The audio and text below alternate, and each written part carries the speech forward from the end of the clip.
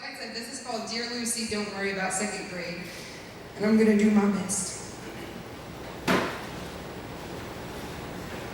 I don't want to go back to school because I'm afraid that I'm not smart enough for second grade, she said, looking up at me with her big brown eyes. Lucy was one of the children that required much of my patience. And most of what she said was simply words that came out. They had no meaning or anything to go about with what was happening, which was really tiring over a long period of time. But I could tell that this was a very desperate matter, very dear to her. So my mom's status broke in. Of course you were smart enough to go to second grade, I told her. Well, I know I'm smart because I know things and I have a bunch of memories and stuff, but I just don't know if I have enough room to be smart enough for second grade, she said. And in an instant, I knew exactly what Lucy was saying, and I realized how very similar we were. You see, I often doubt my abilities as a human, and who can blame me? I mean, humans are famous for their mistakes. Many tragedies happen because of human error. Sometimes I feel like we're probably a cast on a galactic television, and a bunch of aliens sit and laugh at us, comparing us, our mortal selves, to their perfect and intelligent beings. And it is because of this that me and Lucy are so similar. See, I have this fear that I will overload my brain with so much information that it'll slowly start deleting files to make room for more. You see, I've promised myself that I will live. And as funny as that sounds, it's kind of something that doesn't happen very much anymore. Because living is not just breathing, and the culture, I would say, has an artificial life. No, I want to live, to make every day, to make every moment count. No story mediocre, no joke with only a giggle. I'm a full belly laughs, novel-worthy, heart-racing adventure, and a perfect 100-year soundtrack playing in the background. And I never want to forget a thing, so I often write down my favorite memories in my memory book, or I save texts from friends and family that brought a smile to my face, because genuine happiness is something not found very much these days. I often imagine myself as an old lady sitting down and reading my children's stories in my neighborhood, but not just like folk stories or fairy tales. I would pull out my memory book and read them my adventures. These things have always been a safety net for me, because if I'm feeling low, I can reread about the times that I was feeling, or if I'm feeling alone, I can reread the texts from my friends that brought sunshine to my day, reminding me of who's standing beside me and where I come from. I'm going to college soon, and while we were talking about move-in day, my dad remembered a story from when I went to this camp, and I was the only one that I knew there.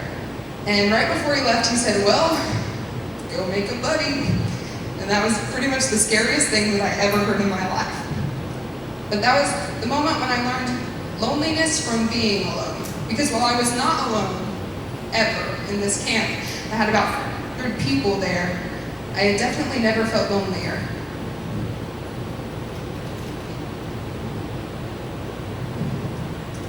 My mom told me that when I go to college and I feel lonely to call home, because they will always be there for me, rooting me on, just as they have always done, and they're so good at it. This summer, my coworkers and I started reading a book called When God Writes Your Love Story, and in it they talk a lot about handing over the pen to God and allowing Him to write your story in every area. I thought I had done this until God slammed me one day. Don't you love when that happens? I always hated saying goodbyes, because goodbyes always seem to lead to the loneliness. And like a lot of people, loneliness is one of my biggest fears. So one day while I was saying goodbye to my coworkers, God asked me a question even scarier than what my dad had said at camp. What if all of your fears come true? Of course, my response to an all-powerful God asking me if all of my fears were to come true, what would happen? A God who knows me inside and out, a God who parts seas and raises people from the dead and is eternal and is everywhere at the same time, I thought I was going to be. What if all of your fears come true, he asked. What if these goodbyes do lead to loneliness? What if when Dad tells you to go make a buddy, you don't? What if you can't call Mom and Dad? What if your phone deletes all your messages and your memory book is lost? And what is when you become so stressed out that you can't even think straight, and you grow old, and because you spent too much time on the little things, your brain started deleting files, and now you can't remember what you did on the nights that you didn't sleep, or what you did that one time with those people at that place. What happens? What happens when the ones that you love don't love you back anymore? What happens when all you hear is silence and you can only see in black and white? What happens? My soul was still. And then, the song that I was listening to came to the forefront of my mind as he answered me. I am your anchor in the wind and the waves. I am your steadfast, so don't be afraid. Though your heart and flesh may fail you, I'm your faithless strength, and I am with you wherever you go. Tears. That was all I could do. And as my love began to speak to me, he reminded me of all of his promises, that he would never leave me nor forsake me, that all things in this world could pass away, but he would remain. His words flew through me, ripping apart my fears and my worries and my what-ifs, as if he had been a tornado of his truth, shredding them away. And suddenly I was caught in the eye of the storm. Peace. That was all that there was. No words, no feeling, just complete stillness. Literally, a peace that had surpassed all of my understanding overtook me and held me captive within his presence. And once the eye had passed, everything was different. I was not like Lucy anymore. I was no longer scared of the second grade. Because where the Spirit of the Lord is, there's absolute freedom. In the book that we read, there was a section where they started talking about the woman in Proverbs 31. And once we started reading that, we began to think differently, and we set our goals higher and started striving for better things.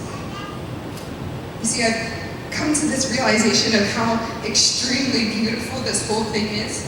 And while the aliens can laugh at us and our humanity, they don't understand it, because it's so beautiful and heart-rippingly romantic that we are allowed to be human. That God does not demand perfection of us, but that in our aims, he comes and meets us where we are and picks up the slack because of his love for us. Proverbs 31:25 says, she is clothed with strength and dignity. She can laugh at the days to come. You see, this is where the human-God relationship becomes so beautiful, because I had tried to put on that strength and dignity, but every lonely, every heavy-hearted, every stressful moment stripped me of that. But within his presence, he clothed me in that strength, and he gave me the lightheartedness that was described. You see, I was no longer afraid of the second grade because of God's presence, because nothing within me is good. The only good within me is because of his life and his light that he shines upon me.